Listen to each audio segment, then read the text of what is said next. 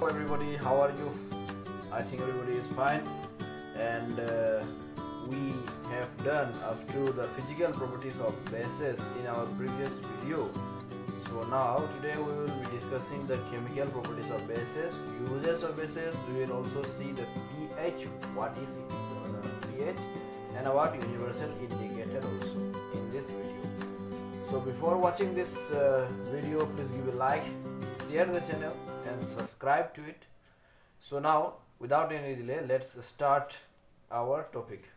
So chemical properties of bases. First one we will see neutralization reaction. Bases follow neutralization reaction. We have discussed in the chemical properties of acid also about the neutralization reaction. What happens in it? In neutralization reaction, one acid reacts with one base, or one base reacts with another acid to form, what does it form? To form salt and water. For example, sodium hydroxide is a base and hydrochloric acid we have taken. These two will react together to form sodium chloride, NaCl. How? Because this sodium, this is more reactive than hydrogen present here in the acid.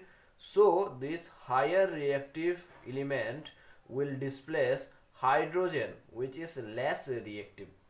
Hydrogen is less reactive than sodium, so sodium will displace hydrogen from the acid, and so it forms NaCl, that is sodium chloride, with the release of water. This is one property of base. Another property is there, reacts with non-metal oxide. Reacts with non-metal oxide to form salt and water. Here also salt and water will be formed. So non-metal oxide, you must know this. This non-metal oxide are the oxides of non-metals. Oxides of non-metals. Non-metal का oxide होता है. For example, non-metal क्या है? Carbon. So carbon का oxide, carbon dioxide. Sulfur is also non-metal. So sulfur oxide, sulfur dioxide. ये सब जो है, these are non-metal oxides, and their nature we will see now. What is their nature when they react with bases? So let us take for example calcium hydroxide. Calcium hydroxide लेते हैं. Calcium hydroxide, which is also known as slaked lime. This calcium hydroxide is also known as slaked lime. So calcium hydroxide, when it is reacted with a non-metal oxide, for example carbon dioxide, then what happens? We have seen this reaction also. If carbon dioxide is passed to calcium hydroxide, then what happens? There is the formation of calcium carbonate, CaCO3. This calcium carbonate is a salt and with the release of water. So now here calcium hydroxide, this is what? Calcium hydroxide is a base and this is a salt, and here one water. So what we have seen in the neutralization reaction, that a base will react with an acid to form salt and water. Here a base reacts with an acid to form salt and water. So here is a base, here is salt, here is water. So ये क्या होगा? This carbon dioxide should also have to be what? Acidic in nature. Acidic. These carbon dioxide should have to be acidic in nature. मतलब यहाँ पर base है, यहाँ पर एक एसिड है, तब जाकर के सॉल्ट एंड वाटर फॉर्म हुआ है. तो वैसे ही अगर इसमें अप्लाई करें तो बेस यहाँ पर है, यहाँ पर सॉल्ट, यहाँ पर वाटर है. सो ये कार्बन डाइऑक्साइड को क्या होना पड़ेगा? Carbon dioxide must have to be acid होना पड़ेगा, must have to be acidic in nature.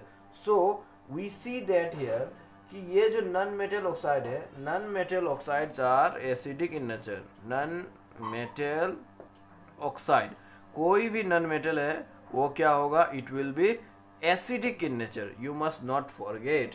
And metal का जो ऑक्साइड है, metal oxides will B basic in nature. ठीक है. Non metal oxide, for example carbon dioxide, sulphur dioxide, this are non metal oxide. Metal oxide क्या क्या हो सकता है? Magnesium oxide, okay, sodium oxide Na2O, potassium oxide K2O. This all are metal oxide. मतलब metal का oxide, metal का oxide, metal का oxide. So they are basic in nature. When they are when blue litmus is dipped in these metal oxides, then what will happen? These metal oxides will turn, क्या करेगा, blue litmus to red.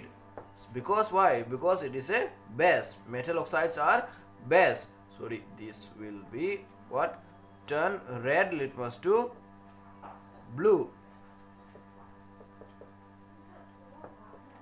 Why? Because metal oxides are basic in nature. metal oxide basic होता है, base होता है, base की तरह behave करता है, इसीलिए क्या करेगा, जो रेड लिटमस पेपर है उसको ब्लू में कन्वर्ट करेगा. नॉन मेटल ऑक्साइड जो है, they are acidic in nature, so it will turn blue litmus paper to red. Now let us see uses of bases. So sodium hydroxide, which is a base, is used in the manufacture of, क्या क्या manufacture करते हैं, shop, paper, synthetic fibre, ये सब manufacture करते हैं. For example synthetic fibre rayon नाम का जो सिंथेटिक फाइबर होता है, ये सोडियम हाइड्रोक्साइड से ऑब्टेन होता है. मतलब सोडियम हाइड्रोक्साइड यूज करते हैं रेयन को भी बनाने के लिए. कैल्शियम हाइड्रोक्साइड जो है, calcium hydroxide, this is also known as slaked lime, is used in the manufacture of bleaching powder. ठीक है, ब्लीचिंग पाउडर जो है, जो हम लोग डिसइंफेक्टेंट के रूप में यूज़ करते हैं एज ए डिसइंफेक्टेंट, उसमें यूज़ किया जाता है वो बनाने के लिए, disinfectant, okay, to kill the micro organisms. Magnesium hydroxide जो है, magnesium hydroxide is used as antacid.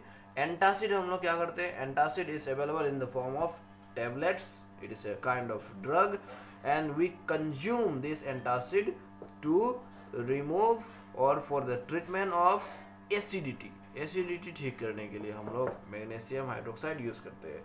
Sodium carbonate जो है, this sodium carbonate is used as washing soda. Okay, it is used as washing soda and for softening hard water, जो खारा पानी होता है, खारा पानी को सॉफ्ट बनाने के लिए. ठीक है, this is used for softening hard water, खारा पानी को सॉफ्ट बनाने के लिए यूज किया जाता है. Okay, so after finishing the basis portion, we will see now pH scale. What is pH scale? Many students are curious about this pH scale कि ये होता क्या है, what is the full form and how does it function.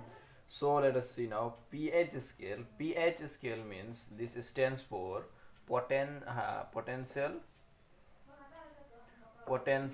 of hydrogen. Okay. So it means potential of hydrogen, and it stands for hydrogen potence, POTENZ. This is the full form of pH. Full form का pH यही होता है, hydrogen potence. What does it mean? It means the potential of hydrogen present in a substance. Okay, present in an acid or base. So pH, इसका मतलब अब क्या होता है, pH is the concentration of hydrogen ions present in a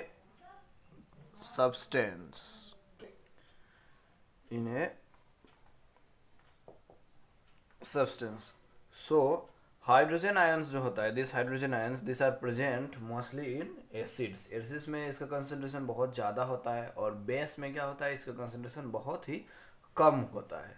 okay, so hydrogen ion का concentration जो है, उसी को डिनोट करता है ये pH. And this concentration of hydrogen ions and pH is inversely proportional to each other.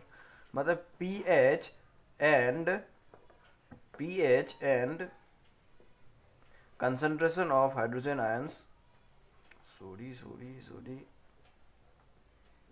pH is inversely proportional to concentration of hydrogen ions.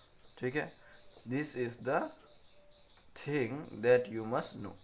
मतलब pH जो है, it is inversely proportional to concentration of hydrogen ions. It means that कोई भी substance में अगर high hydrogen ion concentration है, hydrogen ion का concentration बहुत ज़्यादा है, if there is large amount of hydrogen ion present in a substance, then उसका pH क्या होगा, pH लो होगा, ठीक है. This is the thing that you must know. अगर हाइड्रोजन आयन ज़्यादा है, अगर हाइड्रोजन आयन का कंसंट्रेशन ज़्यादा है तब उसका pH क्या होगा, बहुत कम होगा. अगर हाइड्रोजन आयन का pH, अगर हाइड्रोजन आयन का कंसंट्रेशन लो है, low hydrogen ion concentration, then it's pH will be high. pH फिर क्या होगा, बहुत हाई होगा. ओके, बिकॉज ऐसा क्यों हो रहा है, क्योंकि pH और कंसंट्रेशन ऑफ हाइड्रोजन आयंस जो है, these two are inversely proportional to each other. दोनों इनवर्सली प्रोपोर्शनल है. ओके, सो इनवर्सली प्रोपोर्शनल होने के कारण क्या होता है कि these two when concentration of hydrogen ion increases, अगर concentration of hydrogen ion high है, बहुत ज़्यादा है, तब उसका pH क्या होगा, लो होगा. अगर कंसंट्रेशन ऑफ हाइड्रोजन आयन बहुत कम है, तब इसका pH क्या होगा, हाई होगा. अब एसिड में क्या होता है, acids are the substances which contain, acids में क्या होता है, acids contain high hydrogen ion, ठीक है, कंसंट्रेशन. एसिड्स में हाइड्रोजन आयन का कंसंट्रेशन बहुत ज़्यादा है, एंड सो इसका pH क्या होगा, इसका pH क्या होगा, लो होगा. बेस में क्या होता है, this bases have low hydrogen ion concentration, low hydrogen ion concentration, इसीलिए इसका pH क्या होगा, हाई pH वैल्यू होगा. Okay, so here this pH scale, it is from 1 to 14 in number, 1 से 14 तक होता है ये स्केल जो है, pH स्केल. नाउ एसिड्स क्या होता है, acids have low pH value. यहाँ पर हम लोग देख चुके हैं, acids have low pH value because it has high hydrogen ion concentration. तो यहाँ से लेकर के जो लो pH वैल्यू है उसको हम लोग क्या बोलेंगे, एसिड बोलेंगे. नाउ हियर 7, दिस 7 नंबर, अगर कोई भी सब्सटेंस का pH वैल्यू 7 है, then it is neutral, neutral substance. For example neutral में क्या क्या हो सकता है, सॉल्ट हो सकता है, वाटर हो सकता है. These are the common examples. So salt and water have a pH of 7, and इसका इधर जो है, उसका नीचे जो है, ये लो pH जो है, ये किसका होगा तब, this will be the acids, acids का होगा. Why, because acids have low pH value. Why, because acids have high hydrogen ion concentration. इसलिए acids range from the pH value of acids are from 1 2 3 4 5 6, and base जो होता है, the bases are from 8 to 14. These are the bases. Okay, now यहाँ पर एक चीज है कि this one pH value 1 2 3 4, suppose I have not added here 0 0 is remaining missing here. 0 1 2 3, जो 0 1 2 3 यहाँ तक का जो एसिड है, the acids which lie in this pH range, मतलब कि 0 1 2 3, इसको हम लोग क्या बोलेंगे, they are strong acids, strong acids. and 4 5 6, ये सब जो है 4 5 6, these are what, these are weak acids, weak acids है. and after that बेस क्या होता है, बेस का ऑपोजिट होता है इससे. स्ट्रॉन्ग एसिड इधर रहेगा, लो pH वैल्यू की तरफ रहेगा. लोएस्ट pH वैल्यू क्या होगा, सबसे ज़्यादा स्ट्रॉन्गेस्ट एसिड होगा. The acid which has pH value of 0, जो 0 है, 1 है, उसका क्या होगा, सबसे ज़्यादा वो स्ट्रॉन्ग एसिड कहा जाएगा. और जिसका pH वैल्यू कम हो रहा है, 4 5 6 है, वो सब क्या होगा, they are the weak acids.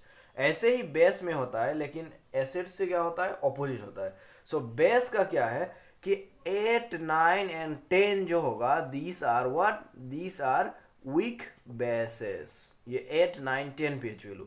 11 12 13 14 जो है, these are the strong bases. इसको हम लोग क्या बोलेंगे, strong bases. So here I have written strong acids 0 1 2 3 pH value. Weak acid क्या है, 4 5 6. तो इधर से जब उधर आते हैं, जब हम लोग 0 से लेकर के 14 तक आते हैं, तो क्या होता है, एसिडिटी का कैरेक्टर जो होता है, एसिड नेचर जो होता है, वो ग्रेजुअली डिक्रीज होते जाता है. और बेसिसिटी क्या होता है, basicity increases on moving from left to right in the pH scale. what happens, acidity का कैरेक्टर जो है वो डिक्रीज होते जाता है ग्रेजुअली, और बेसिसिटी जो है वो इंक्रीज होते जाता है. That is why pH value 0 is a strong acid, very very strong acid, and pH value 14 is a very very strong base. Now यहाँ पर जो ये सब strong bases होता है, for example सोडियम हाइड्रोक्साइड हो गया, मैग्नीशियम हाइड्रोक्साइड हो गया, these bases and many others are there. These bases what, potassium hydroxide हो गया, they are soluble in water, मतलब पानी में एकदम क्या होता है, पूरा घुल मिल जाता है. These bases which are soluble in water are called alkalis. अब इसको एक हम लोग दूसरा नाम दिए हैं, alkalis भी बोलते हैं. ठीक है. So now here universal indicator. अब हम लोग देखते हैं ये यूनिवर्सल इंडिकेटर होता क्या है. This is a mixture of many dice, बहुत सारा डाई यानी कि इंडिकेटर्स, जो हम लोग पहले देख चुके हैं. इंडिकेटर्स जो होता है, इंडिकेटर्स का क्या है, मिक्सचर है. ए mixture of indicators means a mixture of different indicators. It is a mixture of indicators. Indicators मतलब और डाइस, बहुत सारा indicators, different varieties of indicators का क्या है, मिक्सचर है एक. ओके. और ये क्या करता है, which tells the presence of acids or bases in a substance along with their pH. मतलब pH के साथ साथ हम लोग को क्या इंडिकेट करता है कि हाँ कोई भी सब्सटेंस में एसिड है या नहीं है, या फिर बेस है या नहीं है, ये इंडिकेट करता है. So universal indicator, it is a mixture of indicators, बहुत सारा इंडिकेटर्स का मिक्सचर है. क्या शो करता है, it tells the presence of acid और base in a substance along with the pH. PH के साथ साथ और कलर भी चेंज होता है इसमें, कलर चेंज करके, ठीक है, कलर चेंज करके हम लोग को इंडिकेट करता है कि इसमें कितना हाइड्रोजन आयन का कंसंट्रेशन है, या फिर ये सब्सटेंस एसिड है कि बेस है, ये कलर चेंज करके शो करता है. Okay. So now for example this also ranges from 1 to 14, ये 1 to 14 तक होता है. एंड नाउ सब 1 2 3 4 5 6 7 जो है, this 7 is neutral and this is green in colour. मतलब अगर कोई भी सब्सटेंस है, अगर ग्रीन कलर शो करता है, then this is what, this is neutral, this is a neutral substance. मतलब न्यूट्रल में क्या होगा, जो pH वैल्यू 7 है वो ग्रीन होगा, जो pH वैल्यू 1 है वो क्या होगा, दिस इज रेड, जो pH वैल्यू 14 है दिस इज व्हाट, अल्कलाइन और base, and this is acid, and this one alkaline will show which colour, violet colour, dark violet और purple colour. Okay, you must remember this one. This universal indicator is a mixture of several indicators, बहुत सारा indicator का एक mixture है. And this tell us about the presence of acid और base in a substance along with its pH value. मतलब pH value के साथ साथ पीएच वैल्यू भी इंडिकेट कर देता है. अगर एसिड है कि बेस है, ये तो डिटेक्ट करता है कि इसमें एसिड है या नहीं है, या फिर बेस है या फिर नहीं है, ये इंडिकेट करता है, ये हम लोग को बताता है. फिर उसके साथ साथ प्लस पॉइंट क्या है कि ये उसका पीएच वैल्यू भी बता देता है कि हाँ एसिड है, एसिड और ये 2 pH वाला एसिड है, बेस है 9 pH वैल्यू वाला बेस है. ऐसा करके उसका क्या करता है, उसका pH वैल्यू भी हम लोग को बता देता है. So here the acid which has pH value of 1 will show red in color. The base which has pH value of 14 is violet or purple color, and neutral substances, for example water, salt, they have pH value 7 and are green in color. So let us do up to here for today. I hope you enjoyed the video. If you have enjoyed, if you have learned something, then please give a like to the video and share as much as possible. We will soon be meeting in the next video. It is coming soon. We will discuss about the importance of pH in daily life and about the salts. Different types of salts के बारे में पढ़ेंगे, salt के बारे में पढ़ेंगे, और salt से जो डिफरेंट प्रोडक्ट्स होता है उसके बारे में पढ़ेंगे. For up to date, you stay safe in your home. Best of luck.